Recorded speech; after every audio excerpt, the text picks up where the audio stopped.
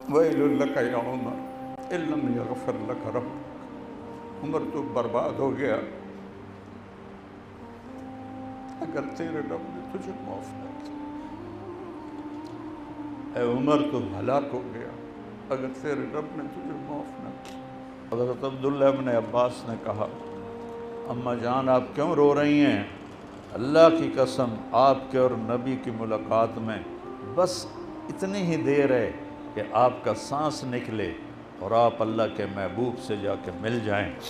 کہنے لگی عبداللہ مجھے دھوکہ نہ دے، مجھے دھوکہ نہ دے، کاش میری ماں نے مجھے جنا ہی نہ ہوتا۔ میرا اللہ سے کتنا تعلق ہے، میرا فیصلہ تو اس پہ ہوگا، اس میں تھوڑا ہی ہوگا کہ میں نے سال کی جماعت وصول کر پی جا ایام کی تلخی کو بھی ہنس کے ناصر، غم کو سہنے میں بھی قدرت نے مزہ رکھا ہے۔ تمام صحابہ میں سب سے بلند درجہ حضرت عمر فرماتے تھے ابو بکر میری ساری زندگی کی نیکیاں لے لے اور ایک رات کا اجر مجھے دے دے اور ایک دن کا اجر مجھے دے دے اور میری ساری نیکیاں لے لے۔ تو ساتھیوں نے پوچھا کون سی رات اور کون سا دن؟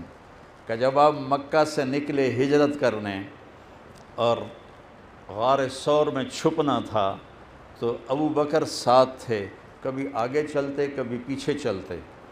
تو آپ نے پوچھا ابو بکر یہ کیا کرتے ہو؟ کہ یا رسول اللہ جب ڈر لگتا ہے کوئی چھپا ہوا دشمن نہ ہو تو آگے چلتا ہوں، جب خیال آتا ہے پیچھے سے کوئی وار نہ کرے تو پیچھے چلتا ہوں، اور پھر جب غار پر پہنچے تو ان کو باہر کھڑا کیا اور ابو بکر اندر گئے، ٹٹول ٹٹول کے سارے سوراخ بند کیے پتھروں سے جو پڑے ہوئے تھے، پھر سوراخ زیادہ تھے پگڑی پھاڑ کے سوراخ بند کیے، پھر سوراخ زیادہ تھے تو کرتا نکال کے پھاڑا اور اس سے سوراخ بند کیے۔ وہ ایک سوراخ جس میں سانپ تھا اس کے لیے کپڑا نہ بچا تو اس کے اوپر ایڑی رکھ دی، کہا یا رسول اللہ تشریف لائیے۔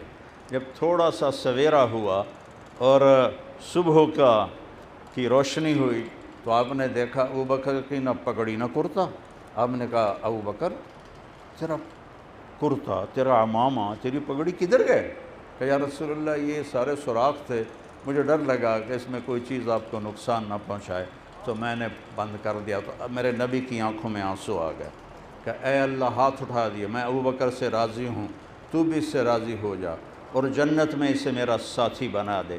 آپ کے ہاتھ واپس نہیں آئے تھے کہ جبریل آ گئے کہ یا رسول اللہ اللہ کہہ رہے ہیں آپ کی دعا قبول ہے، ابو بکر سے میں راضی ہوں اور جنت میں آپ کا ساتھی ہے۔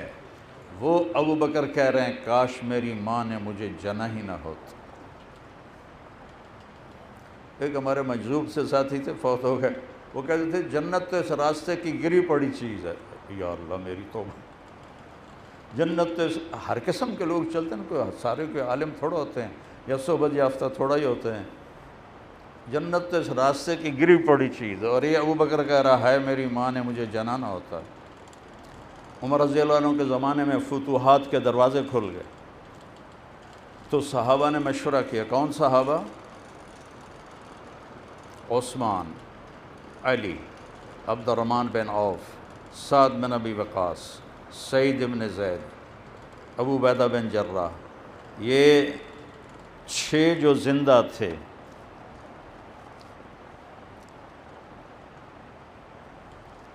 کہ بھائی حضرت عمر بہت مشقت اٹھا رہے ہیں، ان کو اچھے کپڑے پہننے چاہیے، ان کو نرم کھانا کھانا چاہیے، چھنے ہوئے آٹے کی روٹی کھانی چاہیے اور ایک خادم رکھنا چاہیے اور بستر نرم رکھنا چاہیے۔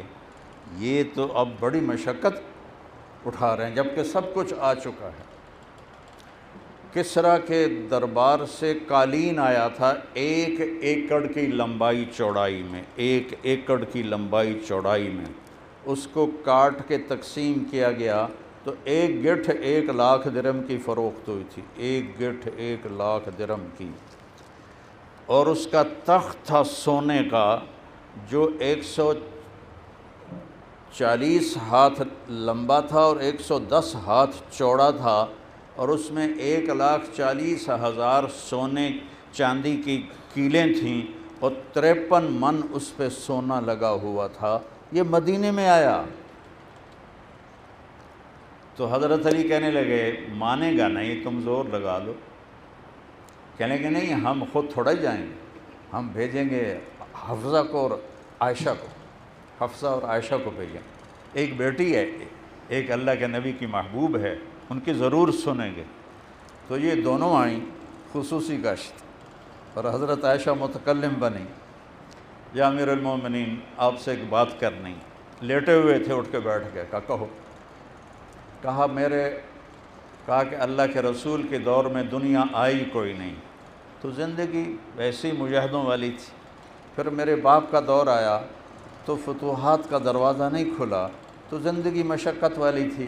اب تو اللہ نے کیسر اور کسریٰ کے خزانے مدینے میں ڈھیر کر دیے، ایک ایک صحابی لاکھوں کروڑوں پتی بن چکا ہے، تو برائے مہربانی آپ ایسا کریں کہ آپ اپنی ترتیب بدلیں۔